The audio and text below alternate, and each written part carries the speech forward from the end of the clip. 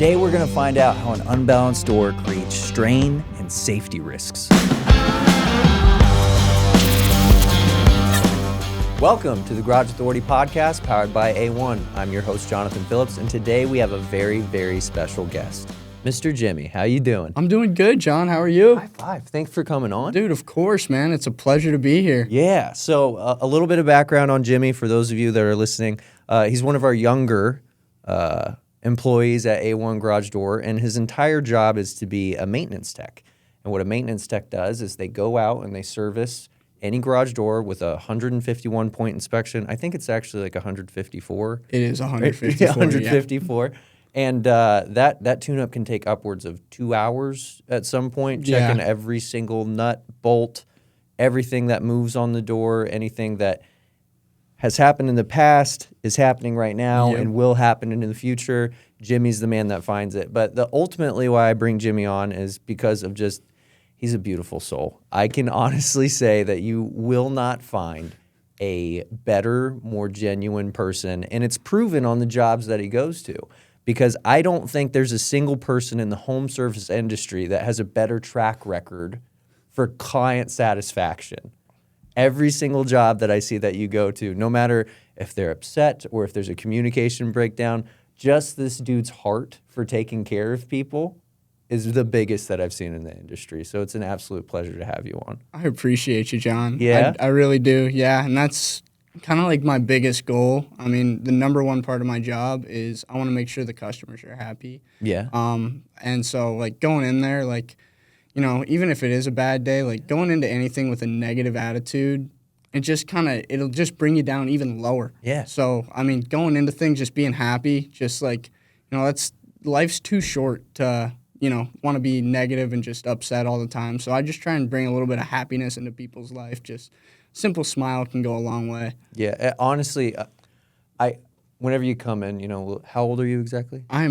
Believe it or not, I know the baby face right here is going to shake a lot of people up, but I'm actually 24. Ooh, yeah, I know. He's getting up there now. I'm getting up there now, He's guys. getting up there. Insurance for his car is about to go down. Stuff's going to be awesome for you. Oh, yeah. But whenever you came through the academy, I have and maybe this is just a nasty part of me, but I always get a little bit skeptical of people that are too nice from the jump, because I'm like, what are you hiding? What's in there? What little?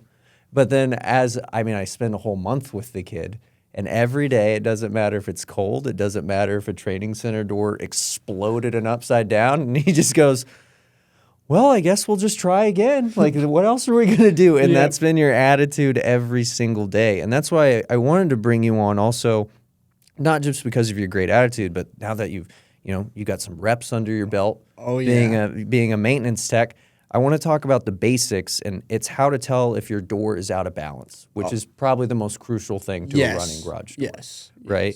So what does balance mean for a garage door for a homeowner? So that's a good question, John. So balance on a garage door is when you want to go over and manually disengage the door. We want, when those rollers are going through the track, that they all balance at their set points as soon as they cross the radius. Okay. That's kind of one of our biggest ways to check to see if a door is balanced. We also use a scale, and we want to get a weight measurement on that door with the springs using it as well. We want to get a weight measurement and make sure that door's anywhere between 0 to 5 pounds. Yeah. Anything over that will cause a lot of extra stress on that operator that they have. So that's kind of like the main key indicator on checking the balance of a door. For sure. So just to track on that, with the door down, pull the manual release, get it away from the operator, and then you want to push a panel up. As soon as it gets to that radius, that top part, you kind of just want to set it in place, take your hands off, and know that it stays there. Exactly. You don't want that door shouldn't be wanting to shoot up on you or wanting to fall down. Those are two ways to kind of tell if a door is hot. Hot meaning that it does want to shoot up on you, or heavy meaning when you get it through that curved radius, that door just sinks to the ground again. Yeah, one of the craziest things that I see happen out in the field, and that maybe a homeowner or maybe a different garage door company that hasn't gone through training, is what they'll do is when that door's super heavy on the ground, we'll just add turns to the spring.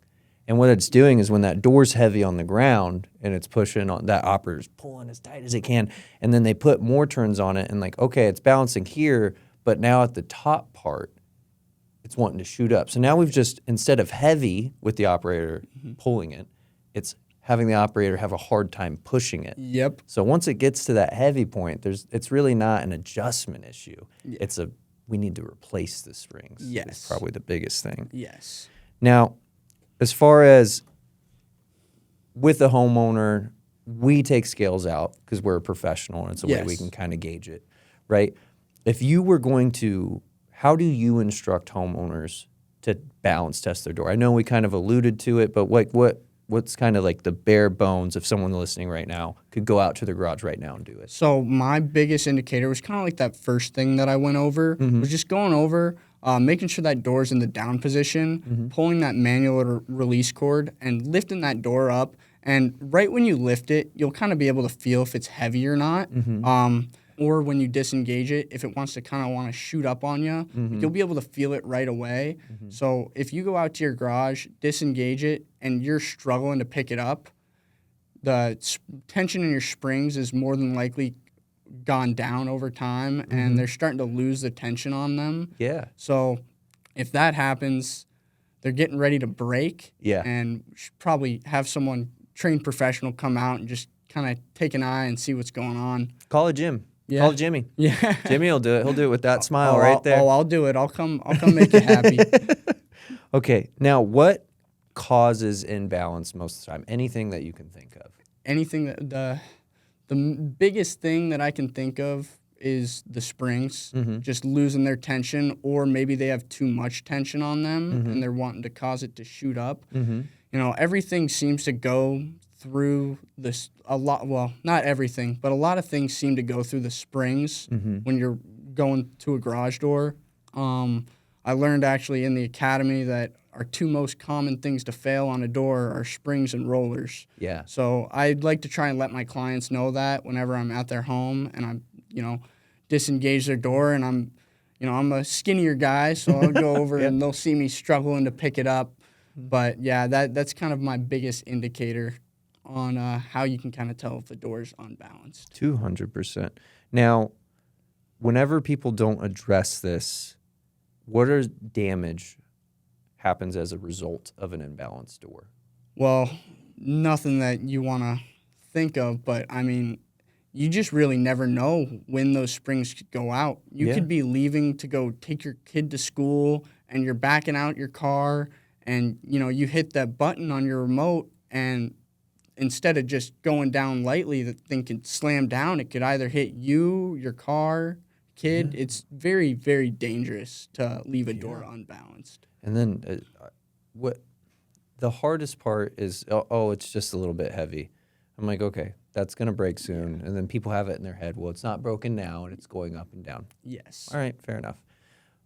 Now the operator, the gear and sprocket on the inside or whatever motor is getting fried from overwork. So by the time the spring breaks, a lot of time people like you are able to go out there, and it's like, it's not just springs now, because now that I got the door up and running, your operator's toast. Yes. And then hopefully, a lot of people have pan doors out there. So there's a lot of flexing from that little tiny pull point from the top, and it's going to warp that door back and forth, and that's when we've been cracks.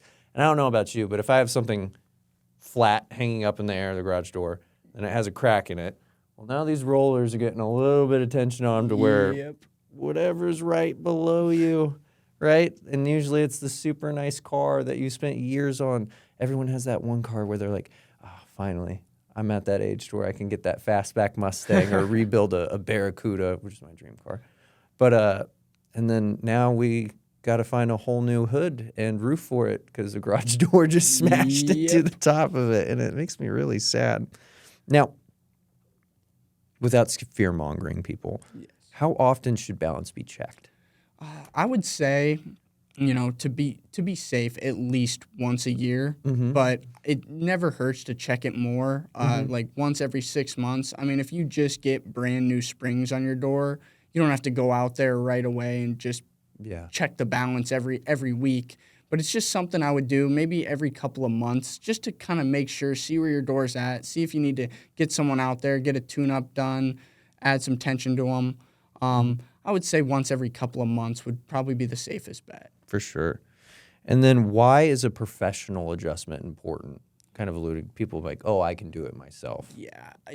Well, the springs at the top of the door are under so much tension. So one singular wrong move or say you don't have the equipment for it, things can go really bad. Yeah. Like even if you do have winding bars, if you don't know how to use them and you go up and stick the winding bar in the cone, I mean, I hear stories from a couple of my classmates from the academy of unwinding bad springs and stuff still happening to them. It's just kind of like something you really want to get training for and just know what you're walking into because, without fear-mongering, they could seriously injure you. Yeah, and not even injure you, like, might be your last injury. Yes. Yeah. Yes. I've had a couple of those. I always explain to clients that want to do springs by themselves. Springs it's like the toy Jack in the Box. Yes. It's going to pop off, and you're just sitting there, and even with all the experience, I mean, I've been doing this 10 years, and it's still every once in a while when a spring's doing something a little bit wonky where I'm just like, and it happens in the academy. I mean, in the most controlled space that we have, there's still some scary things that happen with springs. And I just wish that clients would understand that that's why have a professional do it. Licensed, bonded, insured. We got them. You don't have to worry about it. And guess what? We're going to take care of you at the end of the day. Exactly. So we've gone over door balance, what that means, what happens if your door is not balanced, when you should call a professional. Is there anything that we've talked about that you feel like we didn't quite reach? Maybe a last-minute statement for the audience listening at home?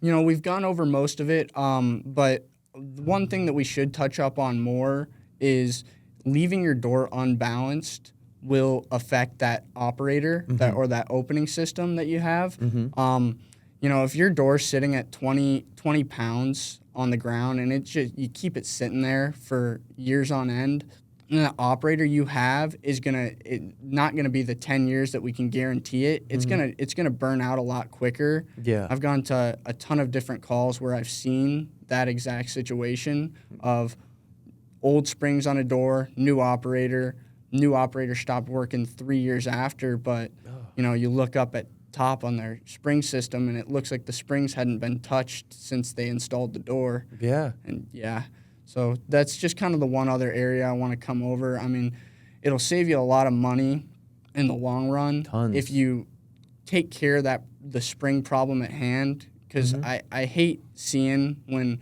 we go out to houses and there's a brand new operator up there, and then I disengage the door and I pick it up and it's 30 pounds. And it's just like this brand new operator that we just protect put up the here. investment. Yes, protect the investment. Yeah, stuff's not getting any cheaper. We can do one fix or we can do all the fixes when it's not an option anymore. It's the biggest moving object in your home. Yep, cost over price. Cost over price. Price is what you're going to pay today. Cost is if we just do these little minimal things because you're trying to save money. It's going to be a lot more visits and probably a lot more money. Yes, and we do not want that. No, we don't. Jimmy, it's an absolute pleasure having you on. I think we're going to have you on for another one because we got a couple episodes where I feel like that's your expertise. But I want to thank you for this one, brother. Thank you so much, Sean. Pleasure.